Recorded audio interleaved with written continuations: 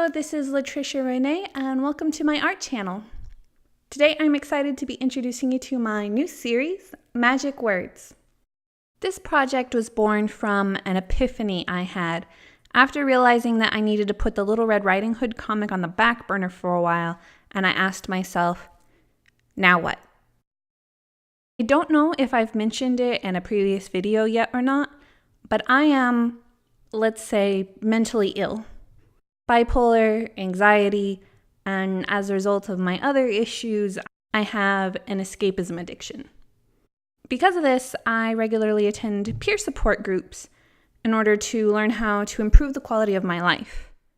One of the techniques I've learned that helps me the most, outside of journaling, which has been an immense help, but another tool I use a lot is positive affirmations and mantras. It can really make a big difference in the way I think, and it's helped me get through some things that might seem easy and normal to most people, but are actually really difficult for me. So I had the idea of a comic, or more like a series of related illustrations, all based around words or phrases that would serve as helpful reminders to people struggling with various issues. And since I love fantasy art, Magick Words just clicked. I mentioned in my last video that this series solves some issues I was having with Little Red Riding Hood. And one of the great things about Magick Words is that because it's a series of one-off illustrations connected by theme, I'm free to explore more ideas and potentially different styles of art, so I don't feel as stuck as I did with the Little Red Riding Hood comic. I've already been working on it for the last 3 weeks or so, and I have to say it has been such a huge improvement. I have really been enjoying working again, and it really feels like this is what I'm supposed to be doing right now. For this image, one thing I struggle with that I think a lot of other people do as well is trying to take on too much. We decide we want to change or do something, and at first we feel so good and excited and we feel like we can take on the world, but it's not really sustainable, so inevitably things fall apart and we just get so disappointed. So baby steps, I thought, would be an important one to start with, especially considering my recent struggles. I had this idea that I wanted the steps to be just so absurdly small, as a reminder that sometimes what you think is a baby step can actually still be too big, and you shouldn't be afraid to really scale back to start with. So I wanted this really cute, tiny fairy creature, and I wanted a mushroom and a snail, which are also typically really small, to dwarf it and really give it a sense of scale.